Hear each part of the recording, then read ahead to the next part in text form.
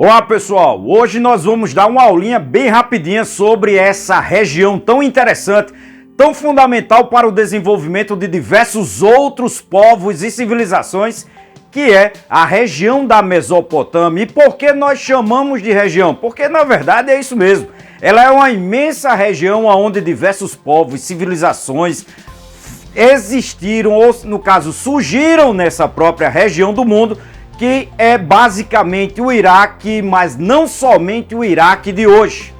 Porque essa área da Mesopotâmia, como já era conhecida, denominada ali pelos gregos, é uma região entre esses dois grandes rios, o rio Tigre e o rio Eufrates. Esses dois grandes rios que vocês podem observar por esse mapa aí e que nós estamos mostrando. Então essa área aqui, essa região entre esses dois grandes rios foi fundamental para o próprio desenvolvimento, para o crescimento de várias civilizações que vão surgir nessa área do mundo. Aí, por exemplo, a própria civilização sumeriana, a civilização babilônica, a civilização assíria, assim como diversas outras civilizações que nós não estamos apenas nomeando aqui, mas que fizeram parte também desse próprio aspecto cultural tão fundamental para a nossa própria história, pelo aquilo que eles primeiro desenvolveram.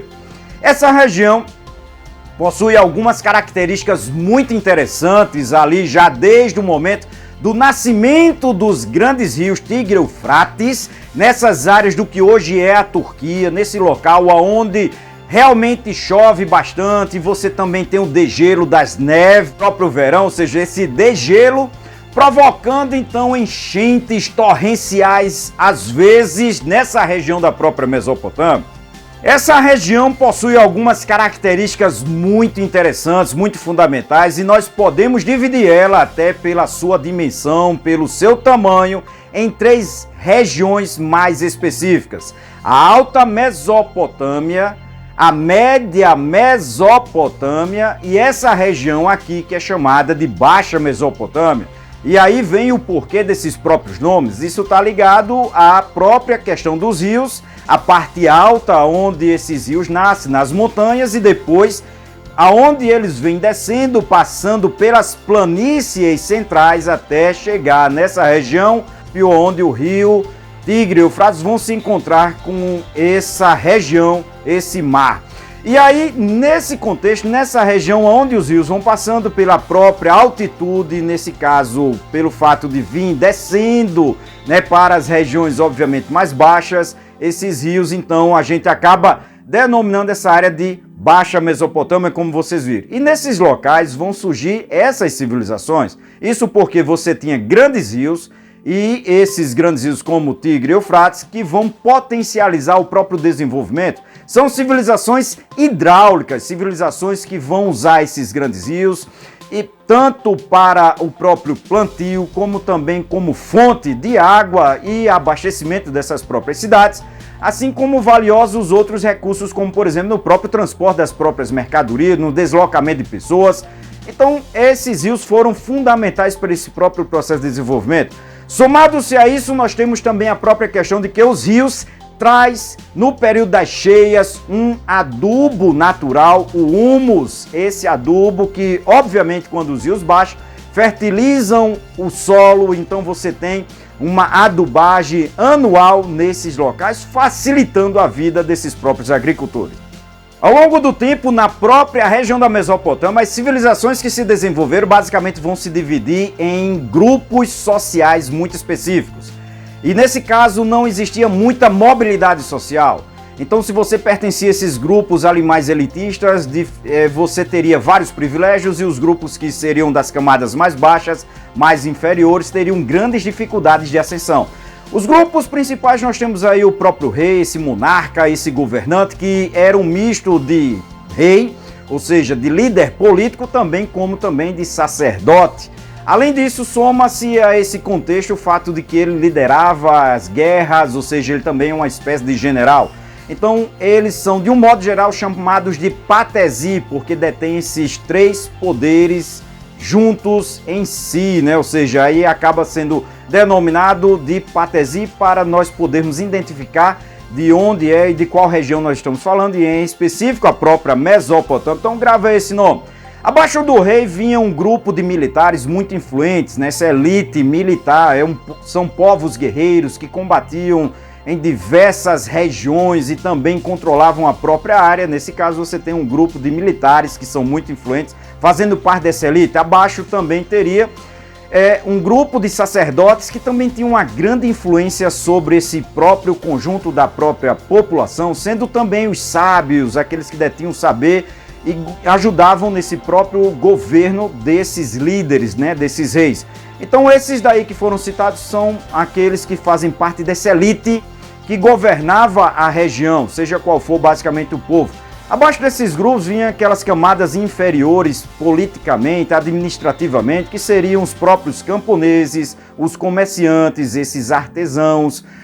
Além desses grupos, nós podemos citar um grupo pequeno, mas importante, de escravos. Não existia um grandioso número de escravos, até porque a maior parte da população vivia naquilo que é chamado de servidão coletiva, ou seja, todos estavam lá nessa servidão coletiva, sendo controlados pelo governante, ou seja, uma comunidade de um grupo geral, de toda uma sociedade que era controlado por essas elites e principalmente pelo próprio governante, servindo então a esse governante, a esse poder centralizado.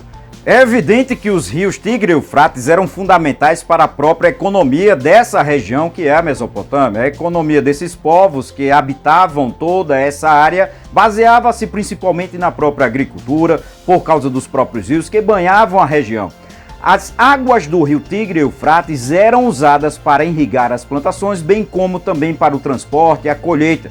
O excedente dessa própria produção era também comercializado com outros povos em outras regiões, inclusive em áreas como a Índia de hoje e o próprio Egito, em regiões muito distantes. Além disso, o agropastoreio era uma das atividades econômicas entre os povos mesopotâmicos. A criação de animais como boi, cabra, cavalos, assim como também porcos, era também uma dessas atividades econômicas muito importantes. É evidente, como a gente já falou em outras videoaulas, que os povos mesopotâmicos foram povos bem criativos e inventivos e realizaram grandes feitos, como por exemplo, o próprio desenvolvimento da primeira escrita do mundo, assim como legados arquitetônicos muito importantes, como a invenção e desenvolvimento dos próprios zigurates, esses templos em formas piramidais. Somado-se a isso, a essa própria questão da arquitetura e dessa engenharia, por exemplo, nas áreas de irrigação, nós temos também o desenvolvimento da astronomia, que eles vão fazer por causa da própria observação dos astros celestes, como o Sol, a Lua, assim como também outros que eles observavam, como a noção ali de planetas, cometas, e assim como também outros que eles faziam essa própria observação. Some-se a isso tudinho daquilo que eu estou dizendo, o desenvolvimento de muitos cálculos matemáticos baseados em números como o número 12 e assim por diante. Criaram também, por exemplo, essa divisão que hoje nós usamos do dia em 12 horas, da noite também em 12 horas, somado essas 12 horas, nós temos então aí 24 horas, o dia completo, a noite e o dia, né? Ou seja, um dia completo com 24 horas. Isso são invenções dele, além do próprio calendário com 12 meses. Os próprios mesopotâmicos vão desenvolver e vão melhorar cada vez mais com o passar do tempo esses próprios cálculos que eles vão fazendo de área, assim como também de circunferência. E nesse caso, como eu já disse, foi um povo muito interessante que criou várias coisas que hoje nós usamos como legados, como algumas que a gente pode observar nas outras videoaulas que a gente já lançou. Podemos citar, por exemplo, também o próprio Código de Hammurabi, esse código tão importante que é um dos primeiros códigos de leis do mundo.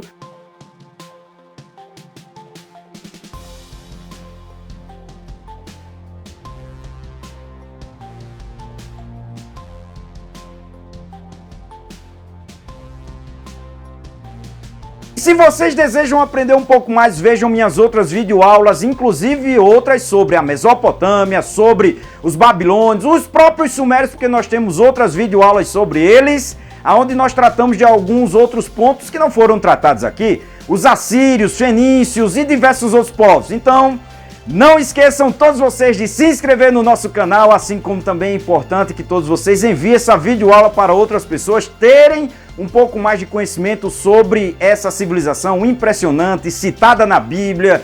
É uma civilização que deixou diversos legados para todos nós. Então, gente, estamos se despedindo. Até a próxima!